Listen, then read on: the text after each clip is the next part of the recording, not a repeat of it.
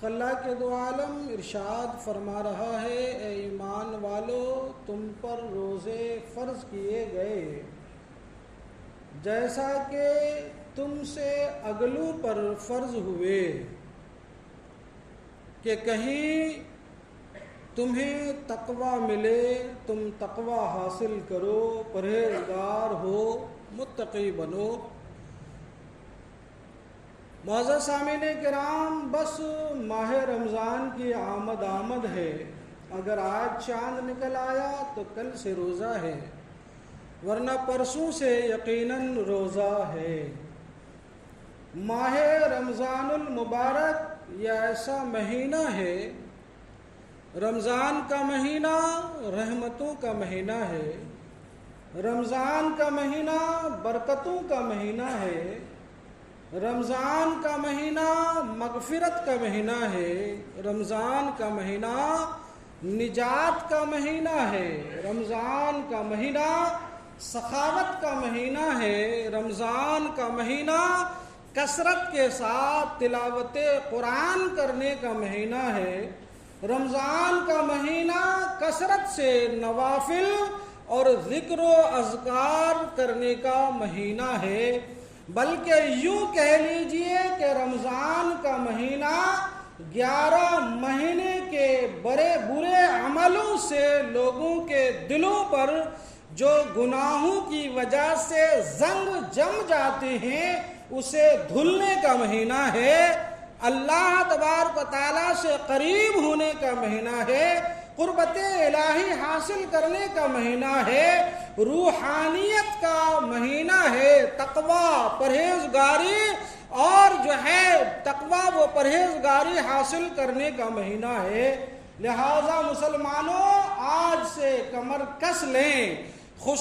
بالخصوص وہ لوگ جنہیں تھوڑی موڑی جسمانی تکلیفیں ہیں، یہ تو رہنے والی ہے، اور جب تک زندگی ہے، جب تک اس دنیا میں ہے، تب تک کچھ نہ کچھ کمی بیشی ہوتی رہتی ہے، اس سے گھبرانے کی ضرورت نہیں ہے۔ خصوصاً شوگر والے، بی پی والے یا تھوڑی موڑی تکلیف والے ہمت جٹا لیں اور ہمت کر لیں اور بارگاہ الہی میں اپنے گناہوں سے توبہ کرنا شروع کر دیں اور رب کعبہ سے یہ دعا کرنا شروع کر دیں کہ پروردگار عالم ان برکتوں اور رحمتوں والے مہینے میں ہمیں بھی برکتیں اور رحمتیں حاصل کرنے کی ہمت و جرات عطا فرما،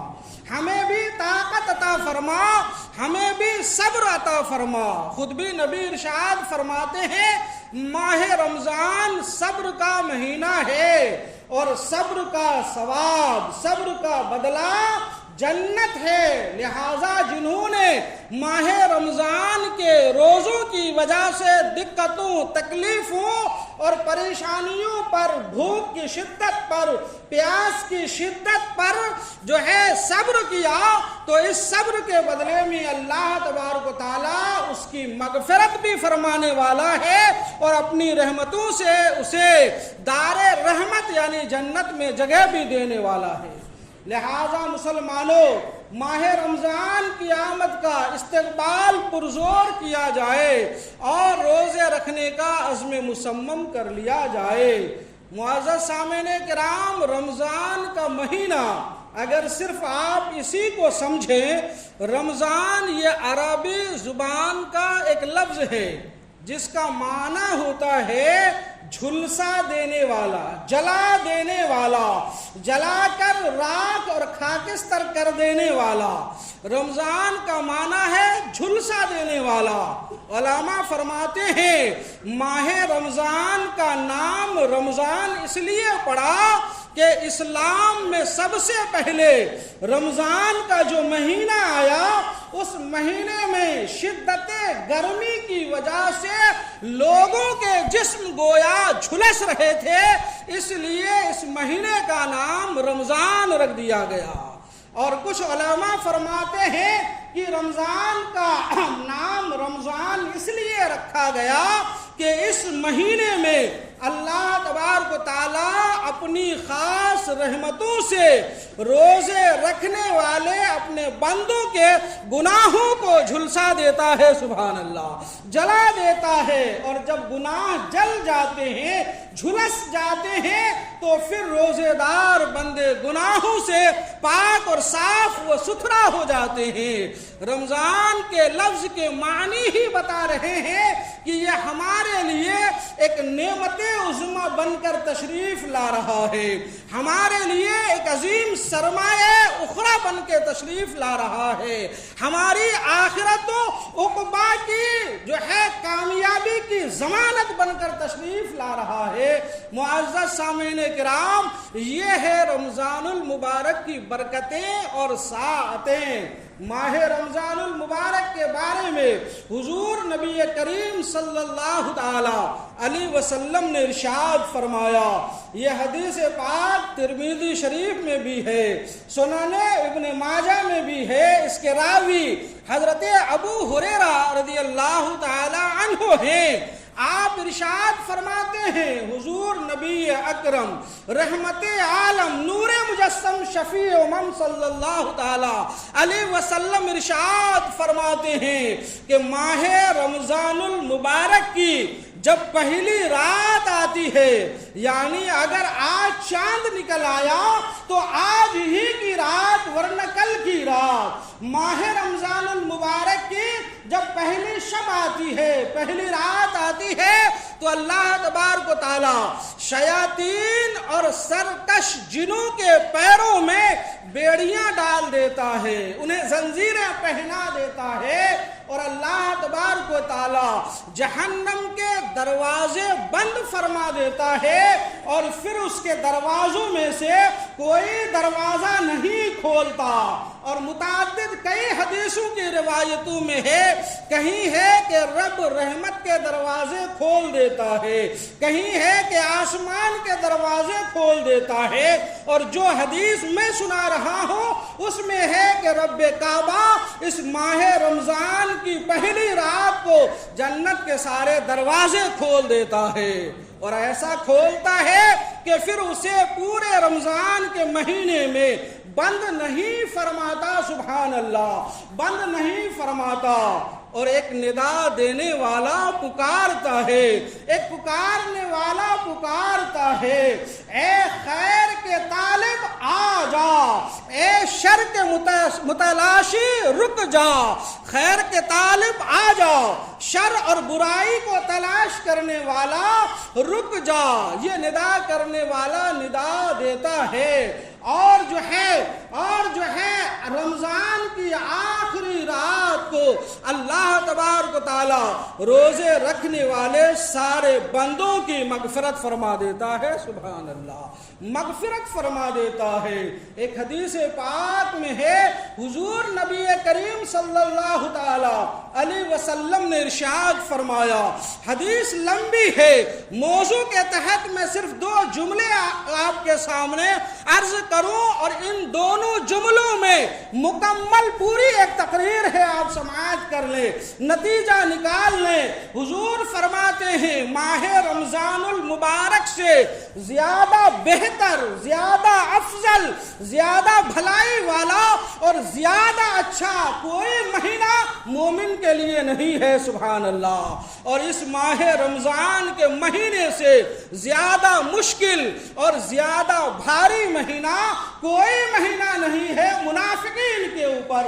اس لیے کہ منافقین کو نمازیں بھاری جاتی ہے، منافقین کو روزے مشکل جاتے ہیں، منافقین سے روزوں کی بھوک کی مشقتیں جھیلی نہیں جاتی ہے، منافق سے پیاس کی شدت برداشت نہیں ہوتی ہے، منافق کی آنکھ اس کے جو ہے ہم خیالی اور اس کے ہمراز نہیں ہوتی ہے، اور منافقین سے صبر نہیں ہوتا ہوتا. اس لیے مصطفیٰ جان رحمت فرماتے ہیں منافقین پر سب سے مشکل مہینہ یہ ماہ رمضان المبارک ہے. معزز سامعین کرام، آپ اگر اسلامی تاریخ اور جو ہے اوراق کتب کے اوراق پلٹیں تو آپ کو معلوم ہوگا جتنی بھی عبادتیں ہیں ساری عبادتوں میں کچھ نہ کچھ یادگار جو ہے ملی ہوئی ہے، کچھ نہ کچھ یادگار سے اس کا تعلق ہے. میں آپ کو واقعات کی طرف نہ لے جا کر عرض کروں، جیسا کہ حج اور عمرہ کرنے والوں کے لیے حضرت حاجرہ کی دوڑ کو یادگار کے طور پر باقی رکھنے کے لیے صفا اور مروہ کے درمیان جو ہے صفا و مروہ کے درمیان سعی کو ان عمرہ کرنے والے اور حج کرنے والے پر واجب قرار دے دیا گیا تاکہ یہ ادا اللہ کے محبوب بندی کی باقی رہے. علامہ فرماتے ہیں رمضان کے جو یہ روزے ہیں یہ روزے بھی میرے آقا جناب محمد رسول اللہ صلی اللہ تعالی علیہ وسلم کی حیات پاک کی ایک یادگار ہے. اور وہ یادگار یہ ہے، آپ کو معلوم ہوگا حضور نبی رحمت صلی اللہ تعالی علیہ وسلم اپنی زندگی کے آغاز میں آپ شروع میں غار حرا تشریف لے جایا کرتے تھے. کئی دن مسلسل غار حرا میں تنہائی میں بیٹھ کر گوشہ نشی ہو کر خلوت نشی ہو کر عبادتوں میں مصروف ہوا کرتے اور راتوں کو تلاوت اور ذکر و اذکار میں گزارا کرتے تھے. اور ان دنوں میں عبادتوں کے دوران کئی دن آپ بھوکے بھی رہا کرتے تھے. اللہ تبارک تعالیٰ نے اپنے محبوب کی اس ادا کو باقی رکھنے کے لیے مومنین کے اوپر 12 مہینوں میں سے ایک مہینہ بھوکا پیاسا رہ کر عبادت الہی میں مشغول و مصروف رہنے کا حکم ارشاد فرما دیا. عبادت بھی ہو اور محبوب کی ادا بھی ادا ہوتی رہے. معزز سامعین کرام، سن 2 ہجری اور تقریباً 10 شعبان المعظم کو یہ رمضان جو ہے رمضان کے روزے فرض ہوئے. ہر بالغ مرد مسلمان اور ہر بالغہ مسلمہ عورت کے اوپر جو ہے روزہ رکھنا فرض ہے. ہاں اگر کوئی عذر شرعی ہے تو کچھ دنوں کے لیے رخصت ضرور ہے، لیکن روزے کی ادائیگی لازم اور ضروری ہے. جیسا کہ قرآن مجید میں خود رب کائنات نے جہاں رمضان کا ذکر فرمایا تو اس کے آگے رب نے ارشاد فرما دیا فمن شہید منکم الشہر فلیصمہ، تم میں سے جو بھی اس ماہ رمضان کو پالے اس کے اوپر روزے رکھنا لازم اور ضروری ہے. لہذا روزے رکھا جائے اور اس ماہ مبارک میں خوب عبادتوں کی لذتوں سے اپنے آپ کو شاد کام کیا جائے. جس آیت کریمہ کی تلاوت کا میں نے شرف حاصل کیا ہے، رب کائنات اس میں خود ہی ارشاد فرما رہا ہے کہ روزہ کا فلسفہ ہی ہے تقوی حاصل کرنا، فلسفہ روزہ ہی ہے پرہیزگاری حاصل کرنا. روزے کا شرعی معنی اور ترجمہ علماء سے اگر پوچھیں گے اور شریعت و فقہ کی کتاب میں تلاش کریں گے تو آپ کو ملے گا کہ صبح صادق سے لے کر غروب آفتاب تک بالارادہ کھانے پینے اور جماع سے رک جانے کا نام روزہ ہے. لیکن مسلمانوں یہ تو شرعی معنی ہوا، لیکن قرآن کی آیت کریمہ پر غور کریں تو رب نے فرمایا روزہ کا مقصد ہے تقوی حاصل کرنا. اور انسان کو تقوی اس وقت حاصل ہوگا، پرہیزگاری اس وقت حاصل ہوگی جب تقوی وہ پرہیزگاری کے خلاف تمام ممنوعات شرعیہ امور و فعل سے اپنے آپ کو روکے رکھے گا، باز رکھے گا۔ معزز سامعین کرام، حدیث پاک کی روشنی میں یہ بات روز روشن کی طرح آیا ہے۔ رب کائنات کے محبوب حضور صلی اللہ تعالی علیہ وسلم نے خود بھی ارشاد فرمایا، اور آپ کے جو ہے حدیث پاک کا مفہوم ہے، وہ لوگ جو روزہ رہ جاتے ہیں، بھوکا اور پیاسا رہتے ہیں، لیکن اپنے آپ کو گناہوں سے اور برے فعلوں سے نہیں روکتے، تو ان کا بھوکا اور پیاسا رہنے کی رب کائنات کو کوئی ضرورت نہیں ہے، اور اللہ کو اس کے روزے کی کوئی پرواہ بھی نہیں ہے۔ حقیقی معنوں میں روزہ اس مسلمان کا ہوتا ہے جو کھانے سے بھی اپنے آپ کو روکے، پینے سے بھی اپنے آپ کو روکے، جماع کرنے سے بھی اپنے آپ کو روکے، چغلی سے بھی اپنے آپ کو روکے، غیبت کرنے سے بھی اپنے آپ کو روکے، لہو لیب سے بھی اپنے آپ کو روکے، ہر حرام فعل سے اپنے آپ کو روکے، جھوٹ بولنے اور گالی گلوچ کرنے سے بھی اپنے آپ کو روکے، تماشا اور فحش چیزیں دیکھنے سے بھی اپنے آپ کو روکے، فلمیں دیکھنے سے یا جو ہے حرام کھیل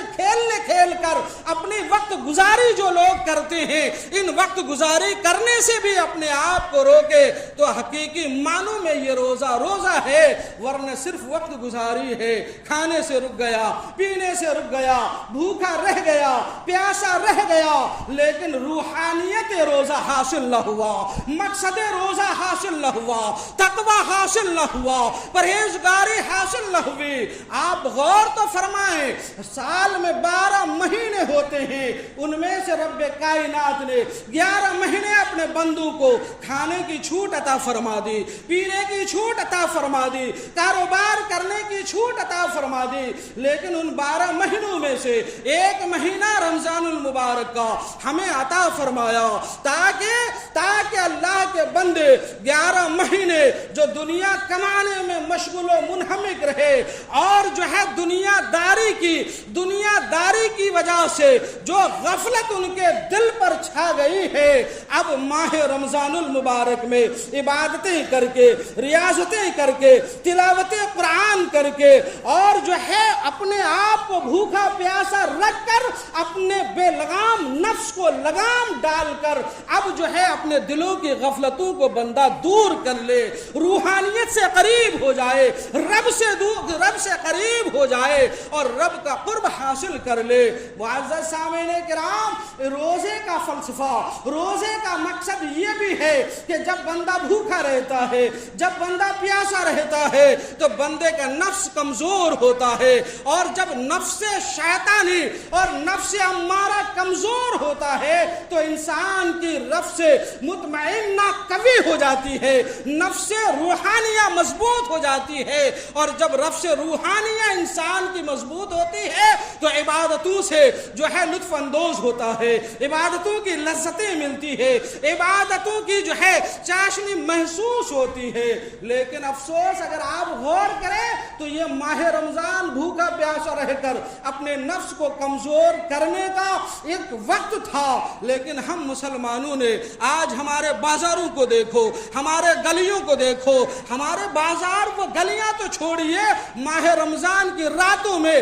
نئے کلب تک کھل جاتے ہیں جو ناجائز و حرام پر مشتمل ہوا کرتا ہے اور کھیلوں پر مشتمل ہوتا ہے۔ حضرات گرامی، میں پیغام دوں گا اپنے مسلمان ماں بہنوں کو، اور آپ بھی یہ پیغام دیجئے، اور آپ بھی یہ ٹھان لیجئے کہ افطار میں پکوڑے ٹھنڈے چلیں گے، سموسے ٹھنڈے چلیں گے، لیکن ہماری بیویاں اذان ہونے تک اور افطار کا وقت ہونے تک جو ہے کچن میں گھس کر جو ہے توے پر جو ہے سموسے اور کچوریاں اور پکوڑیاں ہی تلتے رہے، یہ کوئی رمضان اور روزہ نہیں ہے۔ اپنی بیویوں سے کہہ دو، اپنی ماں بہنوں سے کہہ دو، بعد اثر فوراً کچن بند کر دو، ہمیں ٹھنڈا پکوڑا چلے گا، لیکن افطار سے پہلے رب کائنات نے ہماری مغفرت و معافی اور ہماری نجات من النار کا جو جو وعدہ فرمایا ہے اور ہماری مقبولیت دعا کا جو وعدہ کیا ہے کہ افطار کے وقت جو دعا مانگی جاتی ہے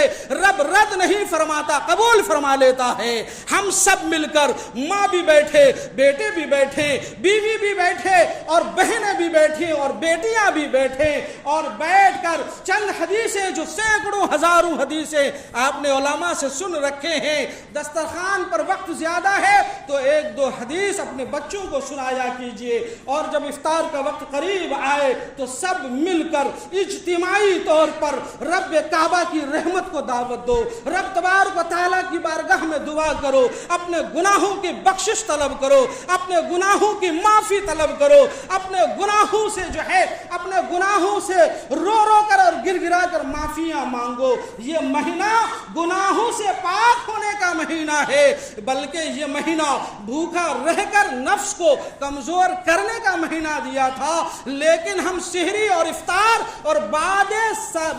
تراویح اتنا کھا لیتے ہیں کہ غیر رمضان کے مہینوں میں اتنا نہیں کھاتے۔ ہمارا نفس بجائے کمزور ہونے کے اور زیادہ عیار و مکار اور آوارہ اور قوی ہو جاتا ہے، اور ہمارا رب سے مطمئن نہ کمزور نحیف و ناتواں ہو جاتا ہے۔ یہ حقیقت ہے، یہ حقیقت ہے۔ آپ اپنے گھروں کا مطالعہ کیجئے، اپنی زندگی کا مطالعہ کیجئے، اپنے شب و روز کا مطالعہ کیجئے، اپنی رفتار و گفتار کے ڈھنگ کو سدھارنے کی کوشش کیجئے۔ اگر ہم نے اپنے آپ کو سنبھالنے کی کوشش نہیں کیا، سدھارنے کی کوشش نہیں کیا، صراط مستقیم پر آنے کی کوشش نہیں کی، قرآن و حدیث کے بتائے ہوئے راہوں پر چلنے کی کوشش نہیں کی، مسلمانوں، تو پھر ہمارے لیے تباہی ہے، ہمارے لیے بربادی ہے، ہمارے لیے ویرانی ہے، ہمارے لیے عذاب الہی ہے، اور ہماری بستیاں ویران اور اجڑتی چلی جائیں گی، ہمارا خاندان اجڑتا چلا جائے گا، ہمارا گھر اجڑتا چلا جائے گا، ہماری اولادیں نافرمان ہوتی چلی جائے گی، ہمارے بچے ہماری پگڑیوں کی لاج رکھنے کے بجائے سرے بازار ہماری پگڑیاں اچھالتی ہوئی نظر آئے گی۔ اس کی وجہ یہ ہے کہ حضرت شیخ سعدی نے فرمایا، اے لوگو، اگر تم چاہتے ہو کہ تمہارے گھر والے تمہاری اطاعت و فرما برداری اور جو ہے تمہارا کہا مانے اور سنے، تو ضروری ہے کہ تم اپنے رب کا کہا مانو، اپنے رب کی اطاعت کرو، اپنے رب کی فرما برداری کرو۔ تم اپنے رب کی اطاعت و فرما برداری کرو گے، مخلوق خدا تمہاری اطاعت و فرما برداری کرے گی اور تمہارا کہا مانے گی اور سنے گی۔ معزز سامعین کرام، اور بھی کچھ عرض کرنے کا تھا لیکن وقت ختم ہوا۔ میں نے جو کچھ عرض کیا یہ ہماری زندگی کی کتاب کے پنے میں جو ایک ایک سطر لکھا ہوا ہے وہ سطر کھول کھول کر میں نے آپ کو دکھایا ہے۔ اسے بار بار پڑھنے کی کوشش کیجئے اور اپنے آپ میں سدھار لانے کی کوشش کیجئے، خوب سخاوتیں کیجئے، سخاوت کے دریا بہائیے اور جو ہے خوب نیکیاں جمع کیجئے اور رب سے اپنی مغفرت اور نجات من النار کے دعا کرتے رہیے۔